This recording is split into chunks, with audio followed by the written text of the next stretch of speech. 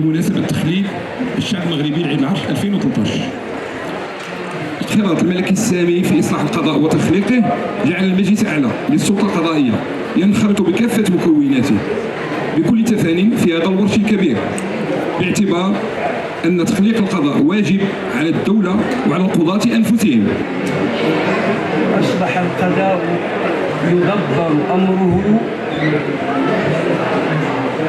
من جانب مؤسسة خاصة دستورية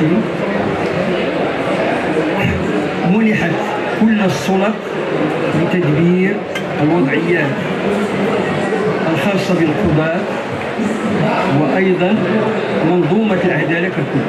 مطلوب من القاضي أن يفعله أو لا يفعله.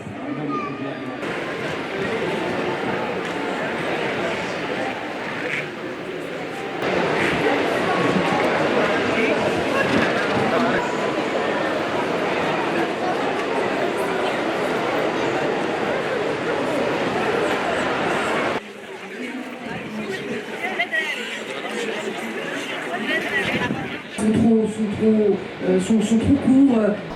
Vous avez animé un débat.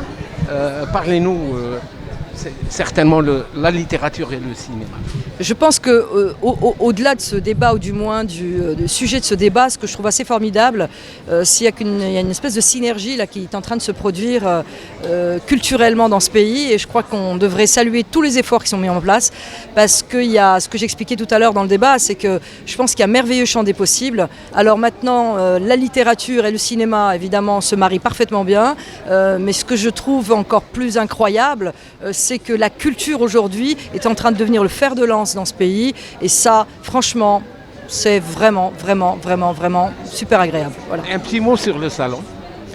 Ben justement, c'est ce que j'essaie de vous dire. Je trouve que ce salon, déjà, je trouve ça formidable que ça se passe à Rabat. C'est une ville quand même qui a été déclarée par Sa Majesté Lansro comme même capitale, c'est la capitale africaine de la culture. Donc capitale, c'est une ville lumière. Ce que je pense de ce salon, je pense que c'est un salon 2.0 et qu'il était temps justement qu'on s'extrait un petit peu de nos archaïsmes habituels et qu'on aille vers quelque chose de... Voilà, c'est très agréable de circuler ici, c'est très agréable de voir autant de monde parce qu'il y a vraiment une vraie réactivité, etc. Les Rabatis sont très heureux et puis ça vient d'un peu partout, donc bravo. Moi, je trouve que depuis l'ouverture à cette troisième journée, il y a beaucoup de monde. Il y a beaucoup de monde qui visite le stand, et même les élèves qui passeront sur le stand des éditeurs africains. Je vois que c'est très intéressant pour nous, même s'ils n'achètent pas de livres, mais ils nous visitent. C'est de bonnes choses pour nous. Donc on est invité ici pour exposer, pour faire connaître ce qu'on avait produit. Donc, très bien. Vous représentez une maison d'édition, vous représentez qui? Oui, je suis une éditrice de Madagascar. Je représente ma propre maison qui s'appelle Paris Akabouk Édition, qui est récemment créée.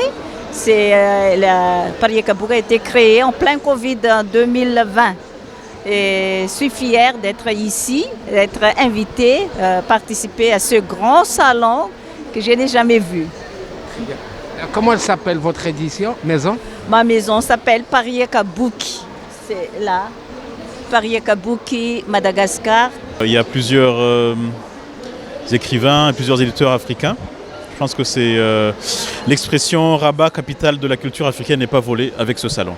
Est-ce qu'il y a un intérêt pour les livres africains, du public? Non, je pense que pour le moment, c'est un public principalement marocain et donc ils viennent ici pour des publications plutôt en arabe.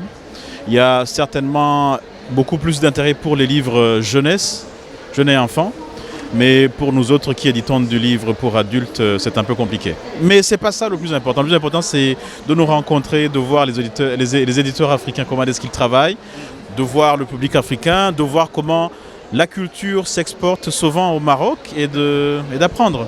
Donnez-nous un nom d'un écrivain célèbre du Burundi.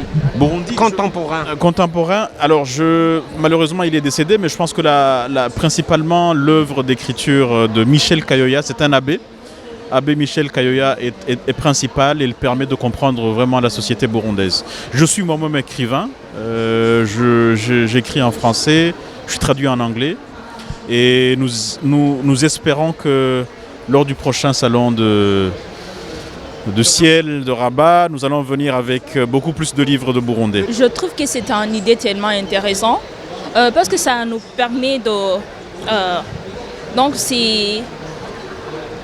trouver tous les pays africains dans un même endroit.